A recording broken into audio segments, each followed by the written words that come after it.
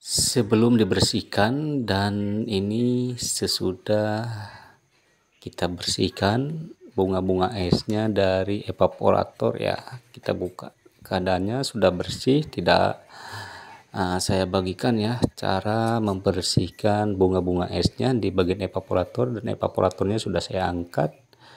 Untuk membersihkan evaporator memang harus cukup bersabar ya.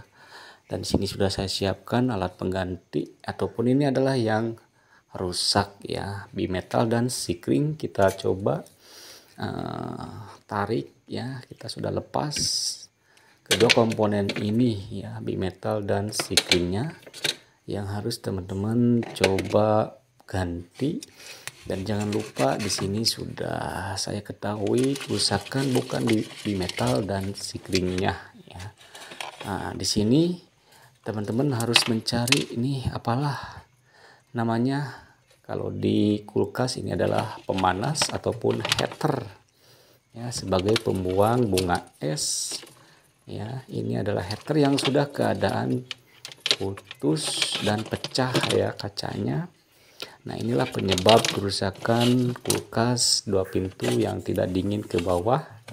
Kita coba lihat di bawah ada persihan kaca heater yang harus kita bersihkan. Jangan sampai ada yang tertinggal ya. Kita akan coba angkat. Di sini perlu teman-teman perhatikan cara pembersihannya ya. Nah, ini percikan ataupun serpihan kaca-kaca ya, bekas heater ya, yang pecah karena mungkin terhimpit oleh bunga es ya, sehingga menjadi pecah. Dan otomatis kulkas ini tidak akan bisa dingin ke bagian bawah ya, karena lama-kelamaan bunga es akan menumpuk ya di bagian evaporator, sehingga akan menutup bagian sirkulasi udara dari fan ya, atau dari kipas untuk mengaliri hawa dingin ya di bagian ruangan bawah. Mengapa di bagian kulkas ada yang namanya heater ataupun pemanas ya? Itulah cara kerja di bagian kulkas, dilengkapi dengan juga pemanas ya, yang bila mana beberapa menit pemanas harus bekerja ya. Kalau tidak bekerja ya ini dampaknya ruangan bagian bawah tidak akan dingin ya, karena tertutup aliran sirkulasi udara yang meniup ke ruangan bawah, karena ada bunga es yang menumpuk di bagian evaporator sini ya. Inilah penyebab mengapa kulkas lemari ataupun lemari es ataupun kulkas 2 pintu yang tidak dingin ke bagian bawahnya. Ini adalah prosesnya ya. Proses untuk pengerjaannya seperti ini ya. Bila teman-teman punya kulkas ataupun pengalaman bila teknisi memperbaiki kerusakan kulkas 2 pintu yang tidak dingin ke bagian bawah, seperti inilah cara perbaikannya. Sedikit saya bagi info, walaupun hanya yang penting-penting saja. Dan di sini hanya dianjurkan untuk cara pembersihan jangan sampai tidak benar bersih ya. Di bagian pembuangan air di situ ada ya bagian pembuangan air yang ke bawah, dan inilah yang kita cari.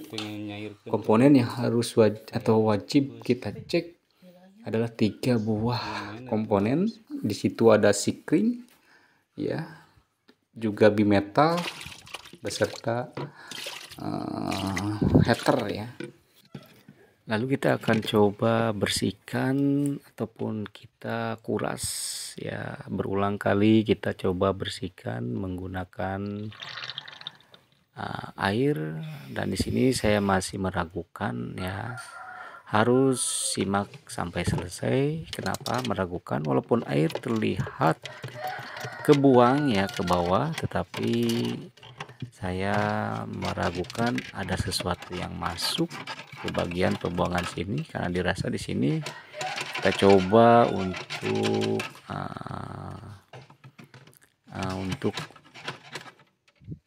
mengeluarkan apa yang ada di dalam. Saya yakinkan masih ada hambatan ya, dari terlihat air yang jatuhnya tidak begitu kencang ya, walaupun memang air kebuang habis. Perhatikan saja sampai selesai. Kita harus teliti saat pembersihan atau kerusakan seperti ini. Dianjurkan untuk benar-benar teliti apakah memang betul sudah bersih di bagian pembuangan, gak ada sumbatan ya. Kita masukkan untuk membuang dari atas susah ya, mentok. Lalu kita coba dari bawah, karena saya yakin masih ada yang menyumbat di saluran pembuangan. Kita coba dari bawah, dan ayam pun berkokok. Lalu kita akan lanjut untuk perhatikan apa yang dapat ya, yang dapat. Saya yakin ada sesuatu yang menyumbat itu kita dapatkan. Nah, seperti ini.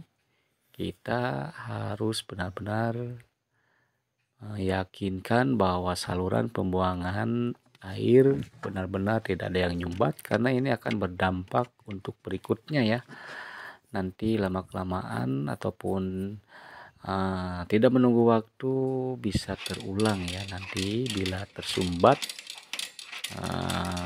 pembuangan akan terulang, nanti bunga es juga akan timbul lagi di bagian atas ya, karena nggak adanya pembuangan di bagian embunan bunga-bunga es di evaporator ya, diam di tempat, sehingga pada saat proses pemanasan air tidak kebuang ke bawah ya, sehingga akan mengakibatkan penyumbatan kembali di bagian sirkulasi udara. Oke. Dan lalu setelah kita bandingkan pembersihan, dan terlihat pun air pasti jelas tadi terlihat keluarnya ataupun kebuangnya sangat terasa kencang ya. Lalu kita akan coba pasangkan saja casing penempatan untuk header yang baru ya, setelah diyakinkan tempat evaporator ini bagian pembuangan benar-benar bersih ya, benar-benar bersih. Lalu kita akan pasang kembali header pada tempatnya. Kita skrup kembali, kita presisikan kembali sesuai dengan bawaannya. Kenapa tadi saya angkat, yaitulah kalau kerusakan pecahnya head kaca ya, bisa mengakibatkan ada kotoran ya ke bawah ke pembuangan ya. Dengan jelas kita simak bersama ya. Saat saya lakukan seperti itu, keadaannya dapat juga ya. Satu bersihkan ataupun satu lempengan ataupun satu sepihan kaca ya, yang tidak terlihat tapi dirasakan saat kita coba untuk mencolok ya, memasukkan alat bantu untuk memastikan apakah pembuangannya sudah benar-benar tidak ada yang menghambat di dalam. Setelah kita buktikan benar ya ada sekian kaca. Oke, setelah kita pasang seperti ini alat yang sudah kita siapkan, bimetal, sikring, dan header ya. Ketiga komponen ini wajib kita cek, ataupun bila tidak ingin ragu ganti saja semua, karena harganya pun masih terjangkau ya tiga komponen ini. Setelah kita ganti, sesuaikan dengan asal ya, pemasangan sikring, bimetal, dan header ke jalurnya. Mudah-mudahan akan berhasil, dan ini adalah hasil daripada perbaikannya. Asap dingin keluar dan mantap. Semoga bermanfaat. Assalamualaikum warahmatullahi wabarakatuh. bye.